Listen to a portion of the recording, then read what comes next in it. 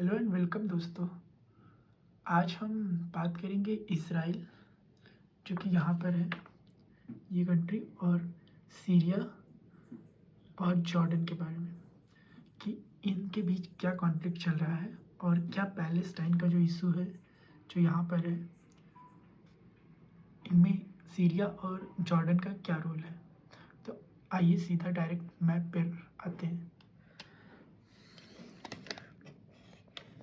तो जैसा कि आप देख रहे हैं, ये रहा इज़राइल जो हमने सिंपल मैप बना लिया यहाँ पर। ये जॉर्डन है, ये सीरिया है, ये लेबनान है और ये इजिप्ट का सिनाई वाला पार्ट है, और नीचे सऊदी अरेबिया है साउथ में। तो जो अभी इज़राइल है ये यहाँ पर, ये फिर इसके ईस्ट साइड में जो पार्ट है वो वेस्ट बैंक है। यहाँ पर अरब पॉपुलेशन रहती है जो कि मुस्लिम है। इसको पैलेस्टाइन या वेस्ट बैंक बोलते हैं। वेस्ट बैंक, वेस्ट बैंक क्यों बोलते हैं? क्योंकि ये जो यहाँ से जॉर्डन रिवर जाती है, इसका ये वेस्टर्न पार्ट है और ईस्ट में इसके जॉर्डन है, जिसको कभी ट्रांस जॉर्डन भी बोलते थे। और इसके अलावा छोटा सा एक पार्ट है इधर गाजा का, यहाँ पर भी पैलेस्टीनियन अरब रहते हैं। ये गाजा है जहाँ पर अभी वार चल रहा है। तो यहाँ पर दोनों जगह पर पैलेस्टाइन वाले लोग रहते हैं, जो अरब हैं और जो इस्लाम को प्रैक्टिस करते हैं। बाकी जो और रीज़न है वहाँ पर ज्यूस रहते हैं, यानी कि जो इज़राइल के सिटीजन हैं। ज़्यादातर 70-80% जो इज़राइल की पॉपुलेशन है वो ज्यूस है। तो अभी जो लड़ाई चल रही थी इनके बीच, गाजा और इज़राइल के बीच, तो गाजा ने इज़राइल के इस पार्ट पे और इस पार्ट पे अटैक किया था। तो दोनों के बीच लड़ाई चल रही थी। वेस्ट बैंक में, जहाँ पर जेरूसलम है एकदम सेंटर में, इसकी भी लड़ाई चलती रहती है। बट अभी जो लड़ाई चल रही थी वो गाजा की है। और इधर से सीरिया जो है वो ईरान का प्रॉक्सी है, और ये लेबनान, ये इनको अटैक कर सकता था। बट सीरिया में अभी जो तख्ता पलट हुआ है, यानी कि जो वहाँ का प्रेसिडेंट था बशर अल असद, वो फ्ली कर गया है, भाग गया है, और भाग के रसिया चला गया है। और जो ईरान है उसके पास सीरिया का कंट्रोल खो दिया ईरान ने। तो इसराइल के लिए तो ये अच्छी बात है, क्योंकि सीरिया अब अपने अपनी पॉलिटिक्स में इन्वॉल्व हो गया, इसके ऊपर अटैक करने का नहीं सोच सकता। और सीरिया का थोड़ा सा पार्ट इसराइल के पास है, जिसे गोलन हाइट कहते हैं।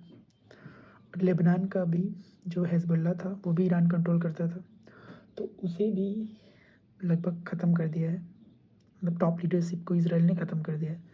बचा जॉर्डन। जॉर्डन और इसराइल के काफ़ी ठीक ठाक रिलेशन है, कोई प्रॉब्लम नहीं है दोनों के बीच।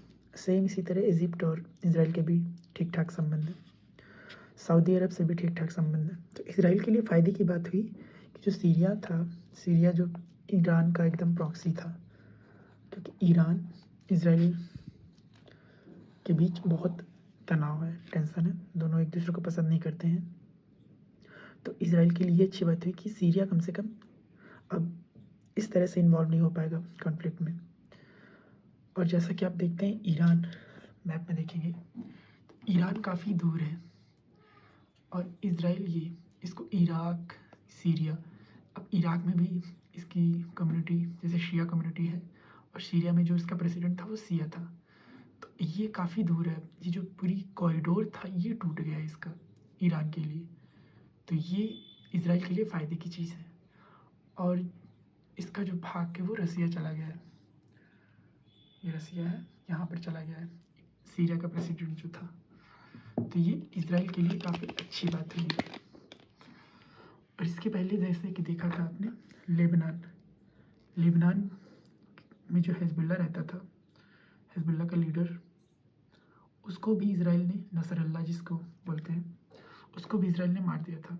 तो ये अभी थोड़ा कॉन्फ्लिक्ट लग रहा है कि बढ़ सकता है, लेकिन ईरान और जो सीरिया और इराक, तो 3 कॉरिडोर थे, इसमें थोड़ी प्रॉब्लम आ गई है। तो इसराइल अब थोड़ी राहत की सांस ले सकता है यहाँ पर। और इजिप्ट, सऊदी अरब और जॉर्डन से उसके पहले से ही सही रिलेशन है, तो इसलिए उसको इतना ज़्यादा प्रॉब्लम नहीं होगी इनको मैनेज करने में।